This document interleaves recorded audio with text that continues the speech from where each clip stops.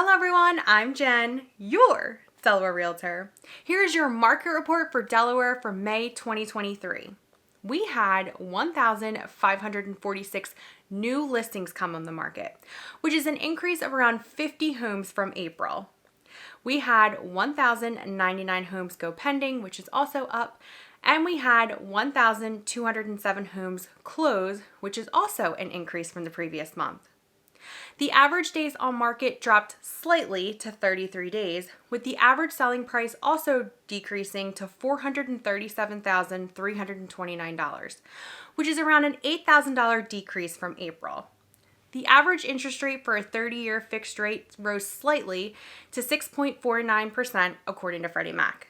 Although we did see an increase in inventory in May, it is still down from the average of previous years. Just to put this in perspective, last May, we had over 1,700 new listings, over 1,500 homes went pending, and over 1,500 homes closed. We are starting to see that the higher interest rates and the increasing home prices are starting to leave many homeowners who have mortgage interest rates under 4% not wanting to sell and wanting to stay in their homes. And to make matters worse, we saw mortgage interest rates spike at the end of May to the beginning of June in response to the uncertainty in the looming debt ceiling.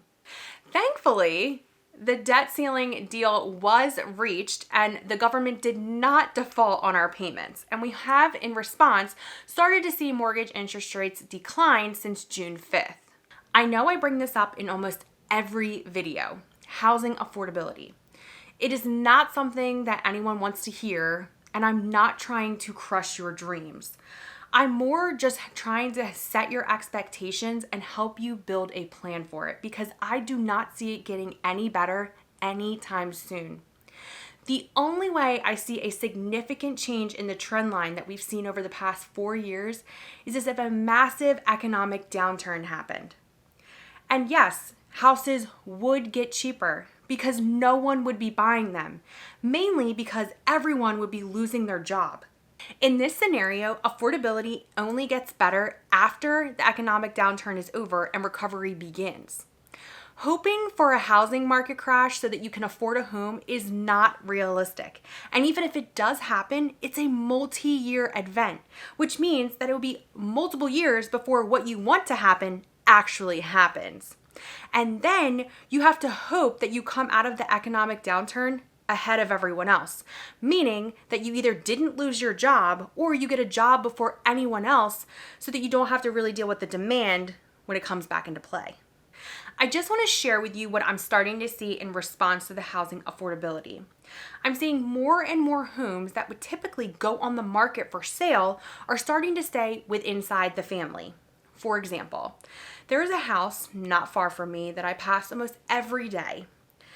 The grass hadn't been cut in forever. There was weeds growing all over the house. It was really a distressed property. And this is normally signs that the homeowner is either in assisted living or isn't in good health. And honestly, I was just waiting for the for sale sign to pop up in the yard. Well, just a few weeks ago, I drove past the house and realized the grass was cut, the weeds were gone, and it looked like a family had just moved in.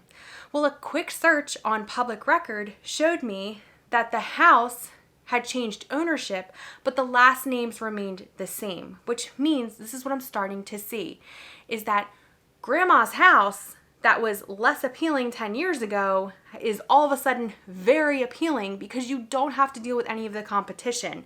It doesn't go on the market. It can just stay inside the family. And yes, it may need to be fixed up, but it's totally worth the investment. And I'm talking from experience because this is exactly what I did.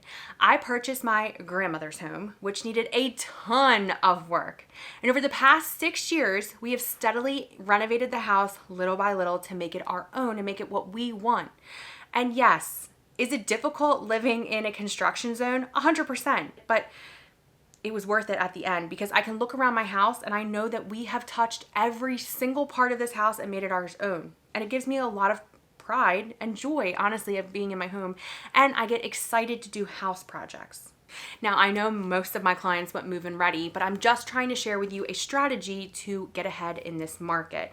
Buy a home that you can afford, and yes, you may need to fix it up. And no, it's not what everyone wants to hear, and it's not glamorous, and sometimes it's just downright hard and annoying and difficult, but it is a strategy that is working in this market, and just take it little by little. I just had clients that moved in, they're looking at their backyard and they were saying, oh my gosh, we have so much to do. And I explained to them, it's not a race. Like, you don't have to do it right away. Do a little at a time, and I promise it will start to add up.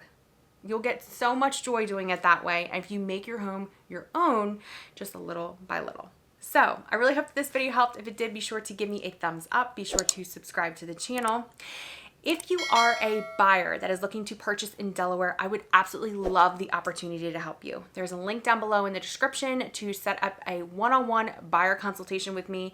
And if you are a seller that is looking to sell in Delaware, I would also love the opportunity to help you. There's a link down below in the description for an instant valuation of what your home is worth. Also, my information is going to be put up right here on the screen. Once again, I really hope that this video helped. If it did, be sure to give me a thumbs up. Be sure to subscribe, and I will see you on the next one. Hey, are you thinking about moving to Delaware? You should check out this video right here. And if you would love to tour Delaware new construction homes with me, check out this playlist right here. And don't forget, subscribe to my channel.